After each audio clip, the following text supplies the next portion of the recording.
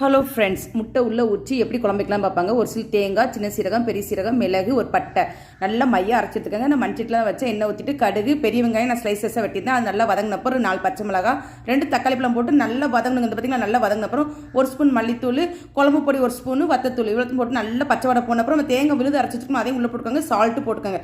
குழம்புக்கு எவ்வளோ வேணும் அப்படிங்கிறத பார்த்து போட்டுக்கோங்க. நல்லா கொதி வந்தப்புறம் தாங்க இந்த முட்டையை நல்லா உடச்சி மெதுவாக ஊற்றணும். கரண்டிலையும் ஊற்றலாம், கிண்ணத்துலேயும் மெதுவாக ஊற்றலாம். அப்படி நம்ம ஸ்ட்ரைட்டாக ஊற்றுறவங்க ஊற்றிக்கலாம். இந்த பார்த்திங்கன்னா ஊற்றிட்டு நல்லா மூடி வச்சுருங்க.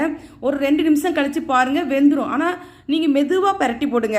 அவசரப்பட்டு பார்த்தீங்கன்னா எல்லாம் கலங்கிரும் பார்த்துக்குங்க. அதுக்கப்புறம் மூடி வச்சுட்டு பார்த்தீங்கன்னா முட்டை வெந்துடும். இது இவ்வளோ தாங்க முட்டை ஊற்றி குழம்பு. 10 நிமிஷம் தாங்க ஆகும் நம்ம செஞ்சால். எல்லாம் டக்கு டக்குன்னு ரெடி பண்ணால் கரெக்டாக செஞ்சிடலாங்க. இது ஒவ்வொரு பிள்ளைங்களுக்கு பிடிக்கும். நீங்கள் தண்ணியாக வேணும் அப்படின்னா இந்த மாதிரி செய்யுங்க. இல்லை கொஞ்சம் கட்டியாக வேணும் அப்படின்னா கொஞ்சம் தேங்காய் கொஞ்சம் அரைச்சி ஊற்றிக்கோங்க. இவ்வளோ தான் ஃப்ரெண்ட்ஸ். இந்த வீடியோ பிடிச்சிருந்தா லைக் பண்ணுங்கள், ஷேர் பண்ணுங்கள், சப்ஸ்கிரைப் பண்ணுங்கள். Bye friends.